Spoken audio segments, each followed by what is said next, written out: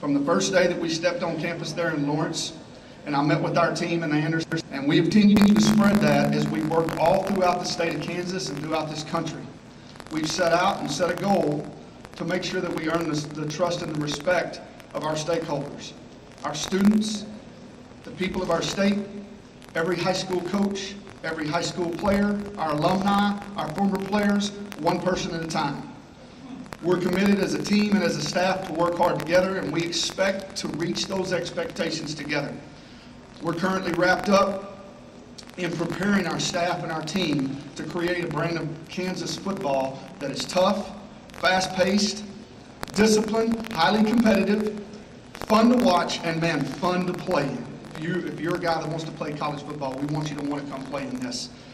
We feel like we have something really special in Lawrence, and we look forward to seeing great things as our time turns forward there. I know there's going to be a lot of questions, so with that being said, I'm happy to be here with you at Big 12 Media Days. Let's get started. Okay, we'll take questions now. If you put your hand up, you got a question on the aisle? Yes. Just you have to wait, get a microphone, Coach.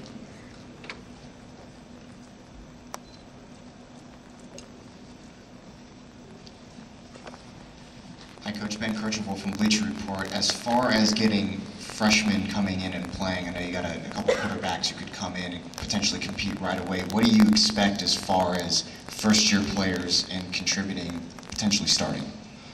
Well, from our standpoint, here's the thing about college football nowadays, and it's my opinion that it's hard to tell a freshman that he's for sure going to redshirt.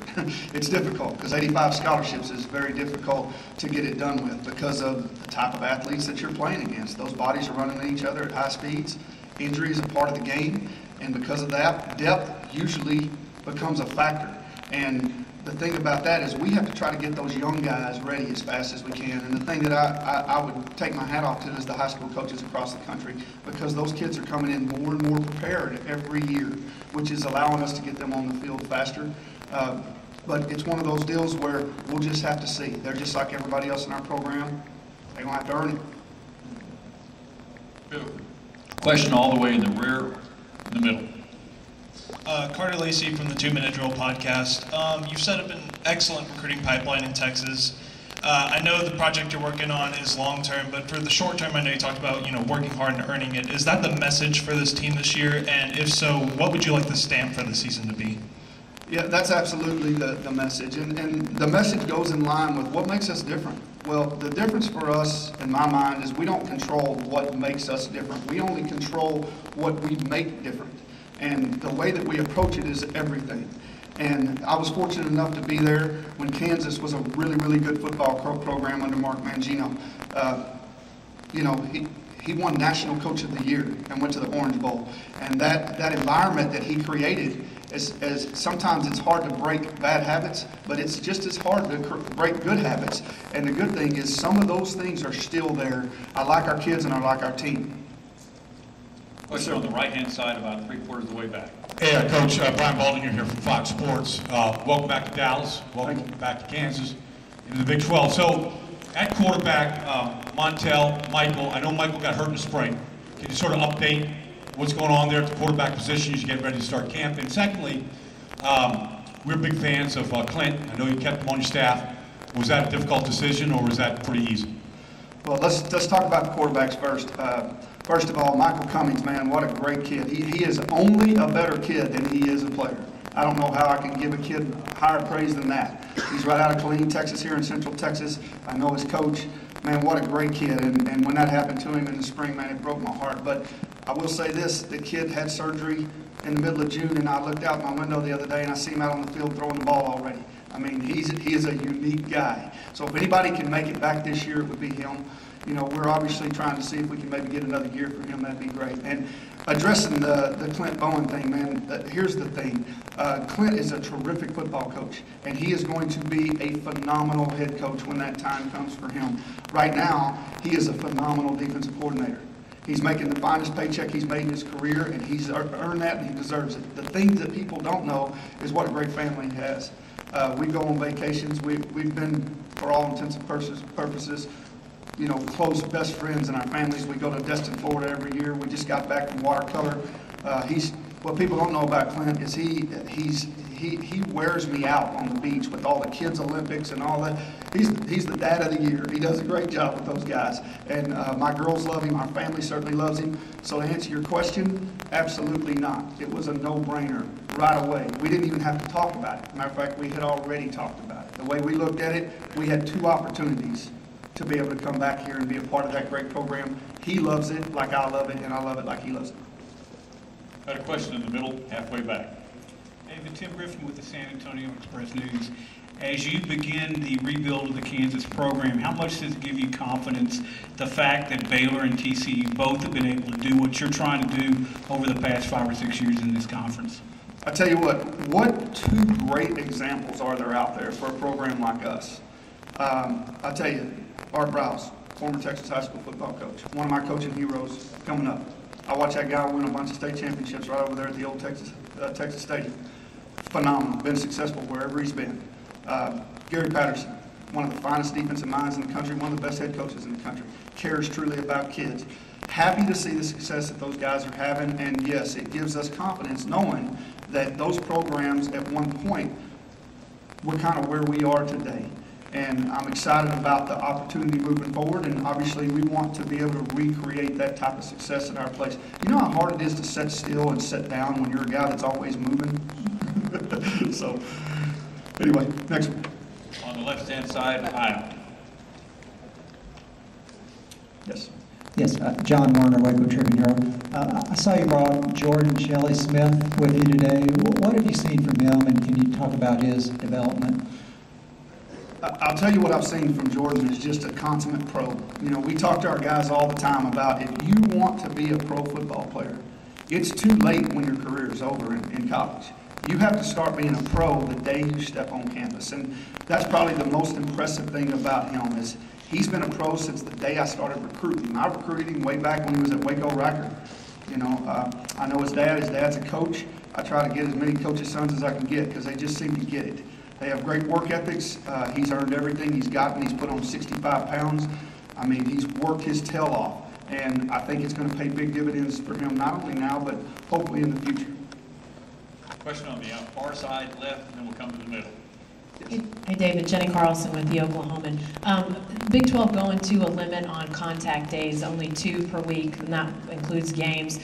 Will that change things for you guys at all? Are you, Bob Bowlesby saying coaches were in favor of that. How is that affecting your approach? You know, it's not going to change our approach just a whole lot. Honestly, you know, we adjust to the landscape pretty good as a coaching world, to be honest with you. I don't think that is going to be something that's going to change the way that we do business. It may for some folks, but for us, it's one of those deals where I think that we'll be able to adjust to that fairly easily, and we'll just fit it into our plan. You know, the landscape is ever changing, and we do know this. We only control what we control. That's it. Got a question on the aisle, left side. David Oven, Fox Sports Southwest here. Oh. You talk about guys earning it. How many guys, or what percentage of your guys on your team do you feel like have earned a chance to sort of be leaned on, and guys that you feel like you can count on, and where are you kind of looking in fall camp to find that out? I tell you what, that is a great question, because that's obviously the goal, is to get that team bought into what you are selling them as fast as you can. And that usually is laid by the most important hire that most of us all make, which is our strength coach. We brought in a guy named Janae Jackson, who is a former cornerback coach for us at the University of Kansas. He only coached Aqib Talib and Chris Harris, 2 of the Pro Bowlers, 2 of the finest players in the NFL. He coached them there. He was our corner coach. But he came from the weight room when Coach Mangino put him on the field. He left Kansas. He kind of bounced around in college football. Then he went and he surfaced at the University of Indiana with Tom Crean as the strength coach and got back into his passion. And when I got this job, Coach Jackson's a dear friend of mine, but I've got a lot of friends. And I didn't hire him because of that. I hired him because he's unbelievably talented, and he's helped us set the standard. And that is what's helped us move forward quick. Now, here's the deal. What we produce is still yet to be seen. But I like the approach, I like the standard, I like the expectations that he set, and man, I can't be happier with the job he's done. Nobody misses a step at our place with Coach Jackson, and I love that. I love that consistency. Got a question on the right-hand side or in the front. Hey, Coach, Chris Wagner from Fan React. You know, with all this talk about your quarterbacks, it seems like your running back stable is going to be extremely exciting. How do you plan to incorporate that into what everybody, you know, they say is going to be an air raid offense? Well, I will say this, in my time as a college football coach, what I've learned is it is very difficult to make it through a season with one or even two running backs. You need to have some depth, and that's something I'm glad that we have right now. We've got some very capable guys, some guys that have played college football. Taylor Cox, he's fought the injury bug. He's gotten his 6th year back. We're excited for him to be back. We just signed a kid named Keon Kenner out of Navarro Junior College. He was the National Junior College Player of the Year. He came from Little Elm High School right up the street here. I knew his coach. Man, just a terrific kid, hard worker, and he's an exciting guy to watch. We're excited about him. We got DJ Mann that's there, and then we signed a kid, Taylor Martin, out of Fort Worth, that we think is going to be a very exciting running back for us. We're going to need every one of them because this is a tough league. There's a lot of big kids that run really fast and they run into each other, and then bodies get hurt. So we're going to need a bunch of them. So I'm excited about that group. On the aisle about halfway back, put your hand up so the coach sees. There you go. Bryce Cherry, Waco Trib. Coach, you talked about having been in Kansas before. As you make this transition, do you feel like it helps you that you kind of know the culture there? There's no doubt that it gave us a head start, understanding the culture that is the University of Kansas, and not really just the university, but the great state of Kansas and the people of it, and what those people are like, the humble, hardworking, blue-collar people that make up that state. And as we began to build the blueprint for what we want our team to look like, we look no further than the people of our state and the example that they set for us every day. We are working hard to earn their respect and their support, one fan, one person, one stakeholder at a time. And man, we're lucky to have a great state with great supporters, and Jayhawks love their football. They really do. We got great basketball, and we got the finest coach in the country. He's unbelievable at what he does, and man, what a great resource I've got right across the place, right across the campus there in Bill Self, and he has been phenomenal to us. We do not apologize for having one of the finest basketball programs in the country. Are you kidding me? 12 straight? I mean, I don't know if I can take 12 steps straight ahead, much less win 12 championships in a row. That is very difficult. My hat's off to him. But he knows and he loves football too. We need great football. Our fans deserve it. We want to give them something to be proud of. We got a question on the platform all the way in the rear. Put your hand up so we can see where it is. Hey, Coach, I'm back over here. Hey. J.D. Moore, Advocate Digital Media. You mentioned earlier, you're an old Texas high school coach. You got Kenny Perry, another DFW high school coach. A lot of other assistant coaches who are from Texas. How important is the network with the Texas high school coaches going to play into your future vision of the University of Kansas? It's crucial, and that's what we will draw on, is those relationships. I left a coaching convention last night around 9 o'clock. I got here around 11:30. I saw Jack LaRue when I was checking in, and I left an event called the Texas High School Football Coaches Association Coaching School. There was 13,000 to 15,000 coaches there. There's 21,000 people in that membership, and that is a brotherhood, and I am proud to be part of that brotherhood. I'll never relinquish that title. It's a big deal for me to know that I was and still am at heart a Texas high school football coach. A lot of pride in that. We're going to draw on those relationships, but here's the deal. I'm the head coach now. So you're only as good as the men that you have out there really that beat the bushes. Kenny Perry, that guy's got unbelievable talent, and he is adored and loved by the guys in this area and in this state. He works tirelessly at creating those relationships, and they know that when they come to Kansas, and myself and Kenny Perry are there, those kids are going to be taken care of. Doesn't mean we're going to give them anything, but they're going to have every opportunity, and they're going to leave better men than they were when they came in. That's not where it stops. There's several of those guys on our staff. We got Calvin Thibodeau. That guy's done a tremendous job for us in Houston. Clint Kubiak, right down there in Houston. He don't want you to know who his dad is. He is one of the hardest working, best coaches I've ever been around. Age is just a number for me on him. He is phenomenal. I love this guy and what he can bring to our staff. Reggie Mitchell, one of the best recruiters in all of the Big 12, has done it for years and years and years. So we certainly are going to draw on those relationships, and man, it was really cool to be at that high school coaching school yesterday. I'm really kind of sad that I had to leave, because it's a 3-day event that really you get better and you get to develop some good friendships. Okay, Coach, thank you very much for your comments, and best of luck for the season. You bet. Thanks a lot, y'all. Happy to be here. Rock Chalk.